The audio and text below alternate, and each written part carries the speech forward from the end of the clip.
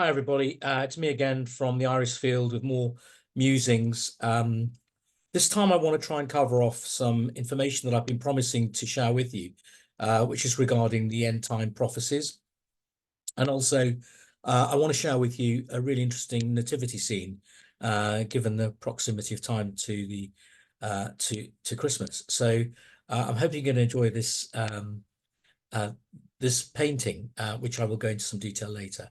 But first of all, I want to go into some detail about the prophecies and cover off what I found quite surprising. Now, I want to give a little bit of background to this. Back in 2014, I was going through a very difficult personal time, and as often I do, I sought solace in reading the Bible, and I flick through, as I usually do, and I look for something to jump out. Those of you who know, it's called the Rhema word, so words jump out at you and you feel compelled to read it. And that's what I did at that time, and I was looking through. And it happened to be the book of Daniel I was looking through, and came across an amazing piece of scripture, which I want to share with you. If you want to look it up, please feel free to. It's in the book of Daniel 12. Read most of that. You'll see where I'm going with it. It's regarding the destruction of the first temple. So I want to just cover this off because I think it's very apposite to what's happening at the moment within the world.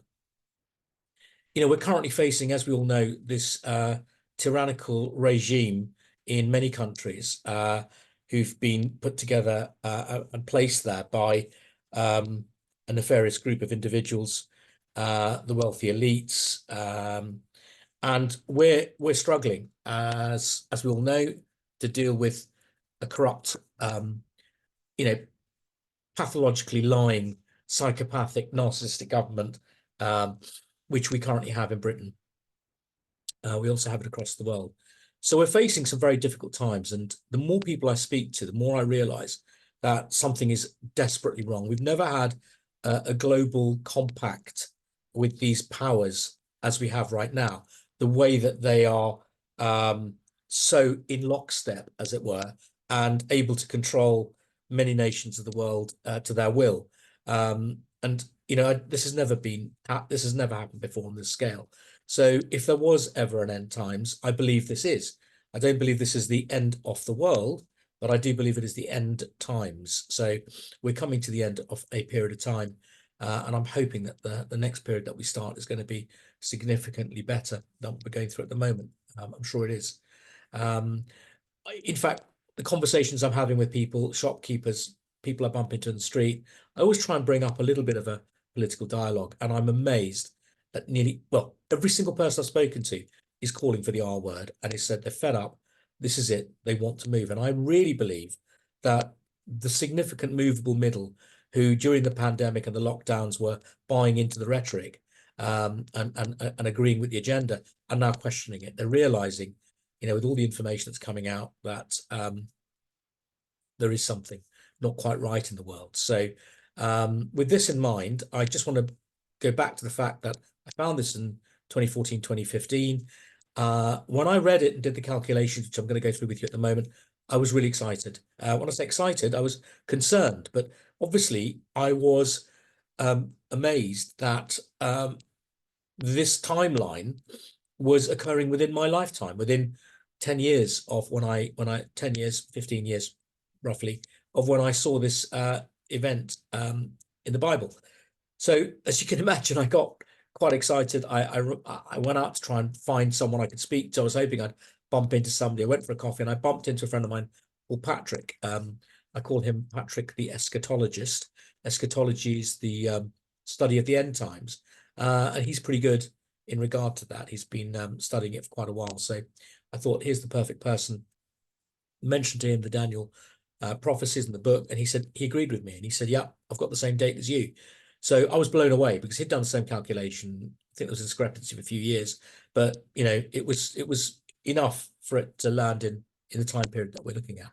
So I'm going to go through that very quickly, and I will just give you a very high overview if you don't mind, of what I want to discuss with you.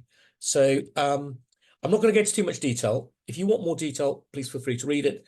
Like I say, these are just my ideas. These are just concepts that I'm coming up with. And, you know, always do your own research. Don't believe everybody.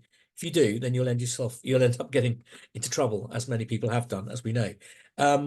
So I'm going to dive into this. So this is from the book of Daniel. Daniel was a young man taken into captivity by the Babylonians under Nebuchadnezzar when they invaded Jerusalem.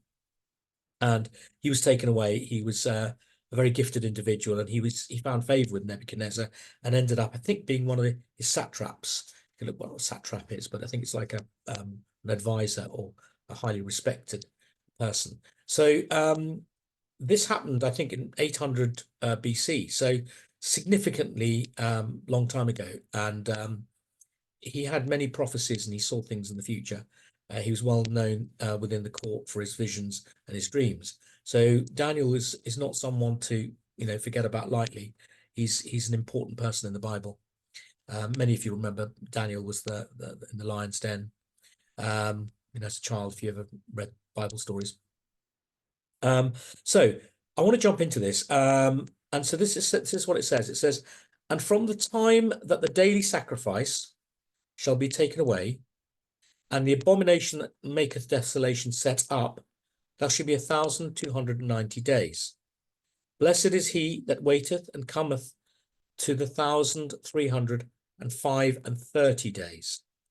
Blessed is he that waiteth and cometh to the 1,335 days. But go thou thy way till the end be, for thou shalt rest and stand in thy lot at the end of the days." So he's referring to an end days prophecy here.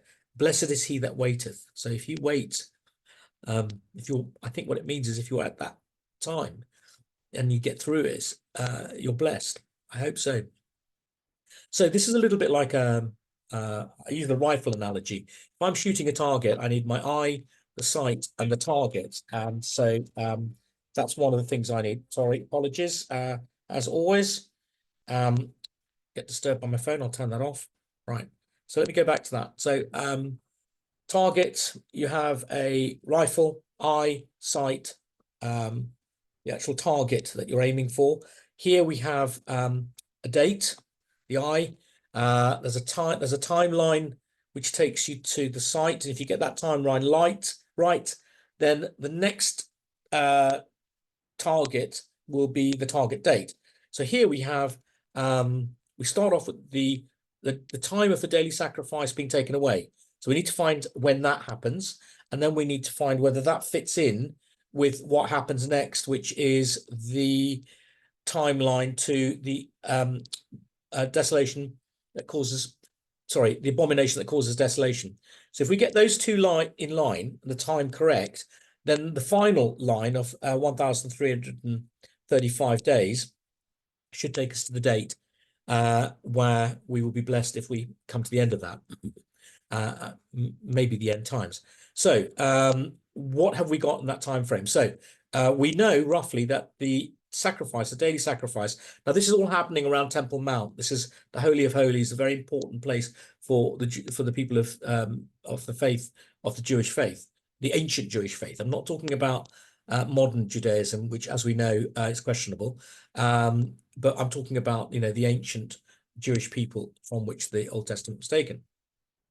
So here we have, when did the daily sacrifice be taken away? We think that ended, I think possibly the Ark of the Covenant being removed between 587 and 597. So let's take the later of those dates, 597, and let's project forward 1,290 days, years. Bible convention with prophecies that you take a day as a year. So 1,290 days added to 597 BC, funnily enough, takes us to, I believe, 693 AD. We've moved out of BC into AD. So that's an interesting event. That's an interesting time. What happened in the world around that time? So that's what we need to try and work out. So we know that Islam had taken hold of that area under Muhammad, and his conquest with hordes of armies, you know, which I suppose could be described as desolation. You know, when an army goes through an area, it's left desolate. Is he an abomination? I don't know. This is obviously from a Jewish perspective, looking forward and seeing something happening in their area, which they regard as an abomination. Please don't think I'm being negative about Islam at all. I'm just stating facts in regard to what is being spoken in this prophecy. So what we do know, interestingly, is that around 691 and 692, so our date is 693, something happened in that place on the Temple Mount, and it's the initial construction was undertaken by the Umayyad Caliphate between 691 and 692, and it was the creation and the building of the Dome of the Rock, which is a mosque that was placed on top of the Holy of Holies. Now, if that is the desolation that causes abomination, or the abomination that causes desolation, beg your pardon, then that gives us the second date, 693, from which to project forward to find out what happens next. And as we know, we've got 1,335 days. Add that to 693. Hey presto, we get 2028 AD, which is only now 4 years away.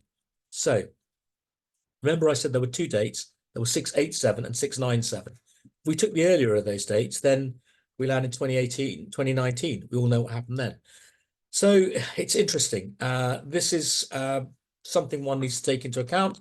We also, in the book of Daniel, chapter 9, there's the book of weeks. It's called 70 weeks. Now there's a calculation in that where if you use the figures which they refer to, again, days being years, and they talk about a week.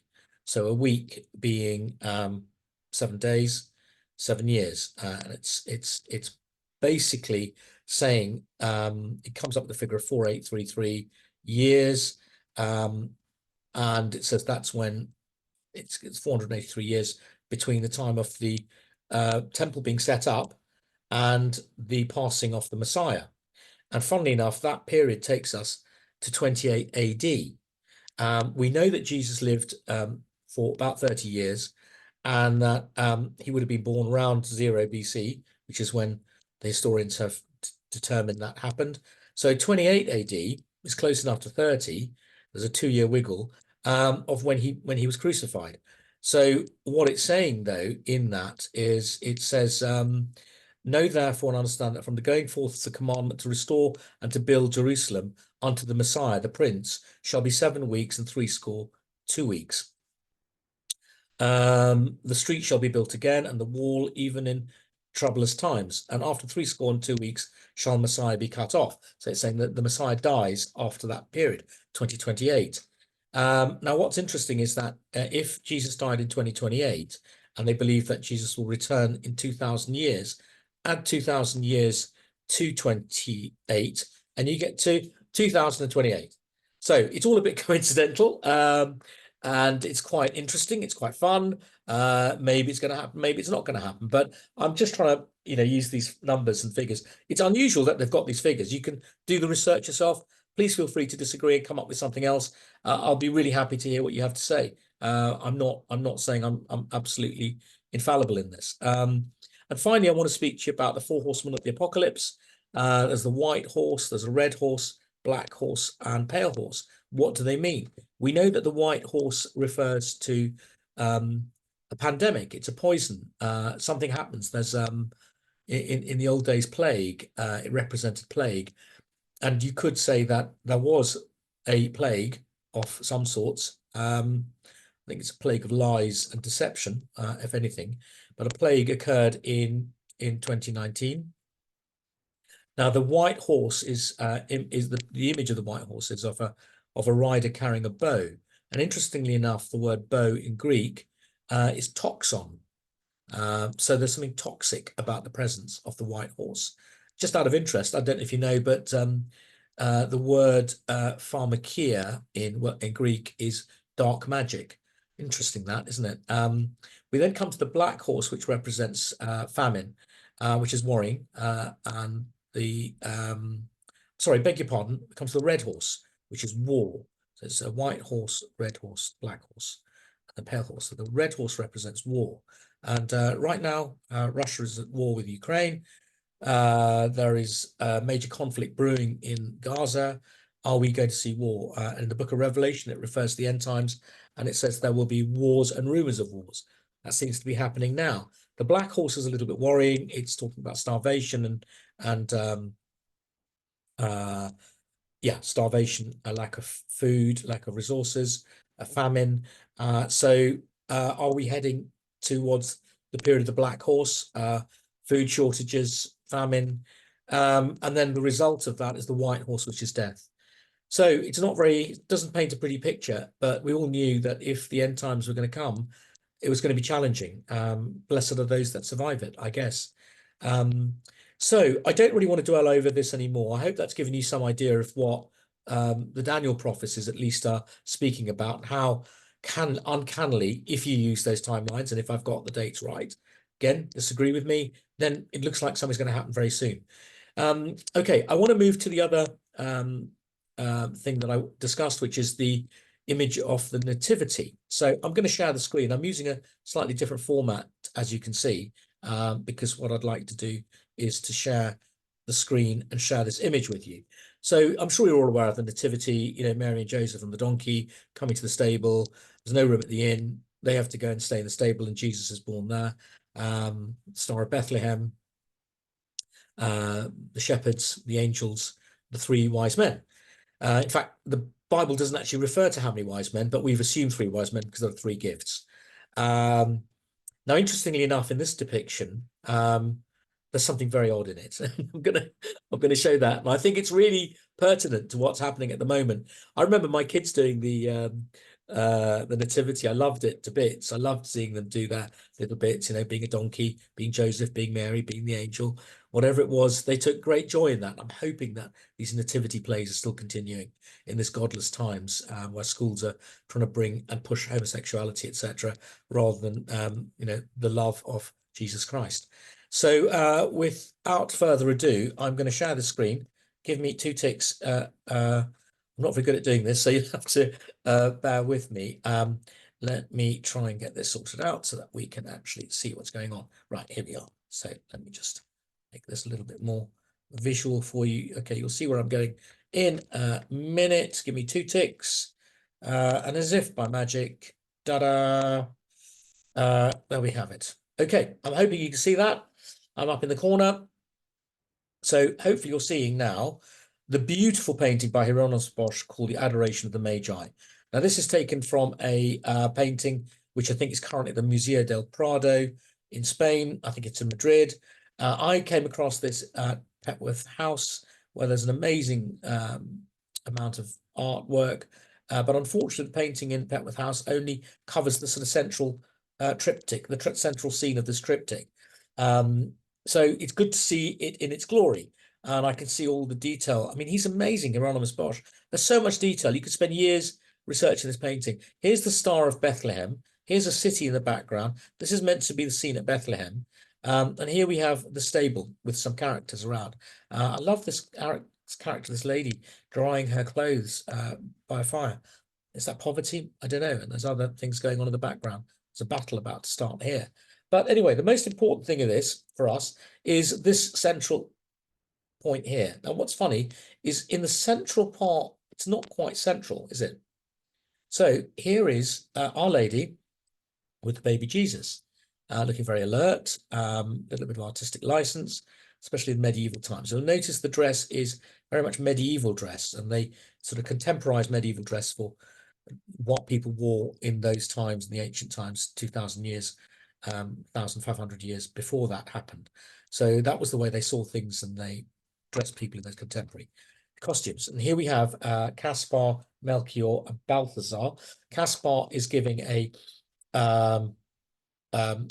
gold statue here. Melchior is giving, I think, that's myrrh, and Balthazar is giving a gift of frankincense. So we have the picture. We all know this, and you know, we can assume these are shepherds or whatever. These are shepherds probably here, but these people are people in waiting. They've turned up. This is an interpretation by a medieval painter. What gets me about this, and I'm going to try and zoom in on this painting because I want you to see this, is this character here. Now, what is he doing here?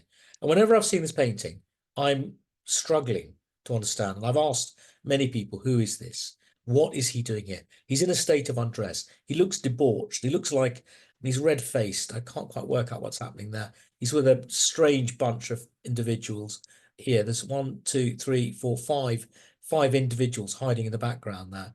And there's something going on. He looks like he's turned up from a party. He's a bit shocked. He's a bit surprised. He's turned up. He's a interloper into a scene that he shouldn't really be in, and he's there. You can, I don't know if you can see this, but he's got like a very, like gauze. He's wearing gauze, a gauze dress under that. A lot of amazing detail. He's wearing a red robe. Funny enough, he's carrying Melchior's hat. Why is he holding Melchior's hat? Crown. He's got a crown, a very odd crown. It's got thorns. It's green with thorns. Now, who is this character? Who is this character? Well, I did a bit of research, and it turns out he is none other than the Antichrist. So what is the Antichrist doing at the birth of Jesus in the Nativity? And why is Hieronymus Bosch portraying the Antichrist here? And I guess the Antichrist has always been around. This is the point. The Antichrist is there. You know, when Jesus was in the desert, he was tempted by Satan. Whatever we see the Antichrist, the power, this is a very wealthy man. He has great power and wealth. Remember, I always said that the root of all evil is the love of money, not money, the love of money. So if you want to find where evil in this world is, follow the money, and you'll come across it very quickly. So anyway, I'm going to leave it there.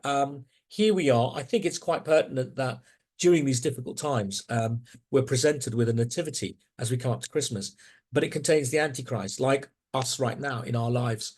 You know, we are plagued by Antichrists at many levels. Who they are, I don't know. I'm not at liberty to say, but I guess you can work out who the individuals are. Like I said, follow the money. The love of money is the root of all evil. You want to find evil, find where the majority of the money is, and you'll see some nefarious, you know, hideous, evil things going on there. Anyway, I'm going to leave it there, and I hope you've enjoyed that. I'm just going to ask you one thing, if you can, over this Christmas period, and I really want to wish you a blessed, peaceful, and joyful Christmas and a really happy and prosperous new year. But also, I think it's really important that wherever you stand in faith, wherever you are, just try and practice some prayer. You know, pray for the world, pray for each other, pray for your family, pray for your friends. And, you know, it's said in the Bible that whatever you ask in the name of Jesus Christ will be granted to you. So, you know, I pray that all your good things are granted to you and all your hopes, dreams and ambitions come true. Most of all, that we have peace in the world. I'd like to, again, wish you Merry Christmas, Happy New Year. All the very best, and I'll speak to you next year. Thank you.